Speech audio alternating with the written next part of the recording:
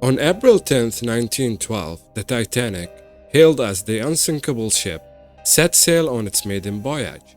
The official story says, just 4 days later, it met a tragic end, sinking to the depth of the Atlantic Ocean after striking an iceberg. But what if the story we have been told isn't the whole truth? What if the Titanic's demise was simply not an accident, but an orchestrated event driven by greed and ambition? We all have seen the romantic movie, and some people still debate whether Rose could have helped Jack on the wooden door.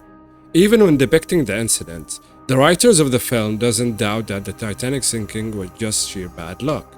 What if I tell you that this is far away from the truth, and that the Titanic didn't sink, and it was a whole scheme to reap in insurance money and to get rid of business competitors? Now let's sink into that mystery. Yeah, with pun intended.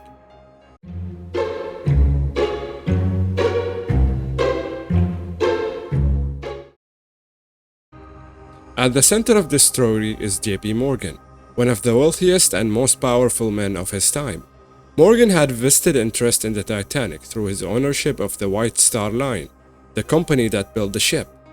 But what many people don't know is that the Titanic was not the only ship in the White Star Line fleet. Enter the Olympic, the Titanic's nearly identical sister ship. The Olympic and the Titanic were part of the White Star Line's Olympic-class ocean liners, designed to be the largest and most luxurious ships of their time. They shared nearly identical blueprints and were built to the same specifications. From their massive hulls to their opulent interiors, the Olympic and the Titanic were virtually indistinguishable to the average observer. Both ships boasted amenities such as grand staircases, luxurious cabins, and state-of-the-art facilities, setting new standards for luxury travel. But it wasn't just their appearance that was similar. The two ships also shared the same technical specifications, including their size, speed, and propulsion systems.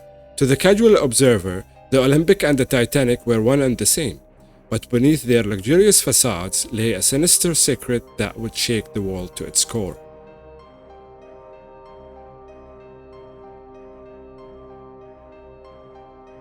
The Olympic have been involved in a series of accidents and needed costly repairs. Morgan, facing financial losses, devised a plan to switch the Olympic with the Titanic and sink it for insurance purposes. For those orchestrating the conspiracy, the similarities between the Olympic and the Titanic provided the perfect cover for their plan. By switching the two ships and sinking the Olympic disguised as the Titanic, they could reap the benefits of the insurance payout while preserving the reputation of the White Star Line. The idea goes that the Olympic disguised as the Titanic would meet its fate at the hands of an iceberg, while the real Titanic would quietly continue sailing under a new identity. But sinking a ship of the Titanic's magnitude required careful planning and coordination. Some believe that Morgan used his influence to ensure that the Titanic's voyage was inadequately staffed and equipped, making it vulnerable to disaster. But how did that happen? How did the ship sink?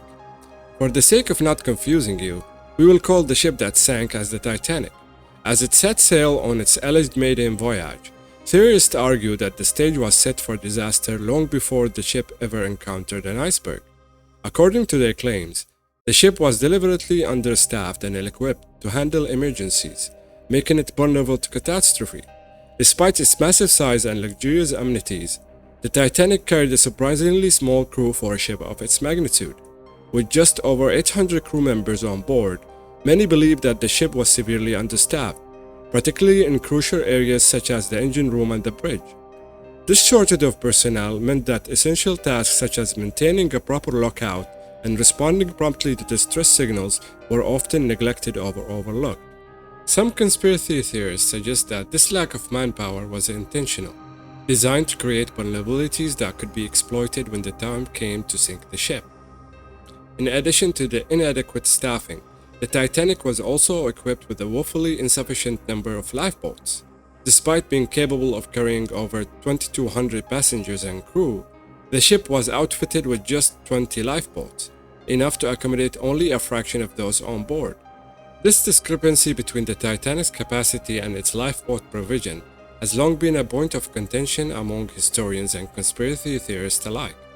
Some argue that the ship's owners including JP Morgan, knowingly skimped on lifeboats. When the disaster struck and the Titanic began to sink, the shortage of lifeboats proved to be a fatal flaw, resulting in the loss of over 1,500 lives. Some believe that the inadequate staffing and equipment aboard the Titanic were not mere oversights, but deliberate decisions made with sinister intent. But was that all? Removing lifeboats and understaffing a big ship? No. The conspiracy sinks deep.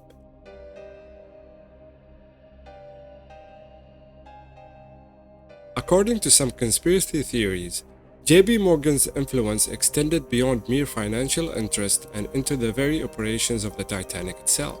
It's been suggested that Morgan had operatives planted among the crew and passengers to manipulate the ship's course and ensure it sailed into treacherous waters. These operatives may have falsified navigation records or ignored warnings about icebergs and dangerous reefs, deliberately guiding the Titanic into harm's way. By orchestrating the ship's route, Morgan could create the conditions necessary for a catastrophic collision without arousing suspicion. Furthermore, some speculate that once the Titanic struck the iceberg, Morgan's agents were tasked with ensuring that his rivals did not have access to the limited numbers of lifeboats available. These individuals, disguised among the crew or passengers, may have actively obstructed or prevented certain passengers from reaching the lifeboats, prioritizing their own survival and the interests of their benefactor. Adding fuel to the conspiracy fire are allegations that Morgan used the Titanic disaster to eliminate his business rivals. Several wealthy and influential individuals who opposed Morgan's business dealings were booked on the Titanic's maiden voyage, only to cancel at the last minute. Were these cancellations mere coincidences? Or were they part of a larger scheme to silence Morgan's critics once and for all? In the days leading up to the Titanic's departure, a number of these individuals mysteriously canceled their reservations, opting instead to remain ashore. Among them were business competitors who stood into the way of Morgan's financial dominance, as well as politicians who opposed his monopoly-like control over various industries.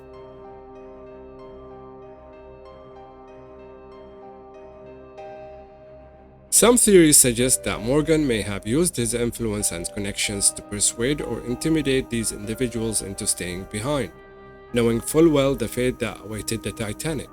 By ensuring that his rivals did not board the ill-fated ship, Morgan effectively silenced their dissent and removed obstacles to his continued dominance in the business world, and gone through the plan with whoever he thought was too much of a risk.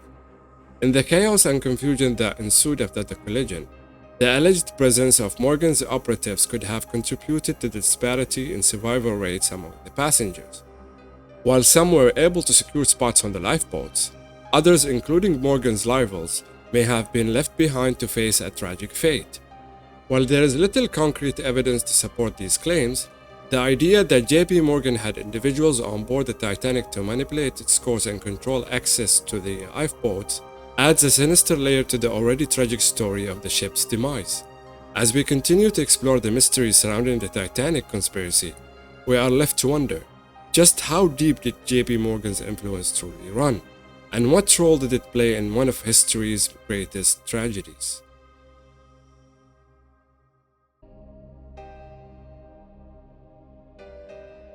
In the wake of the Titanic disaster, the world was left reeling from the loss of over 1,500 lives and the unprecedented scale of the tragedy. But as the dust settled and the survivors were rescued, attention turned to the investigation into the causes of the sinking. An official inquiry was launched to examine the circumstances surrounding the Titanic's demise and to assign responsibility for the disaster. However, some conspiracy theorists argue that the investigation was compromised from the start, with key evidence suppressed or manipulated to protect the interests of powerful individuals like JP Morgan.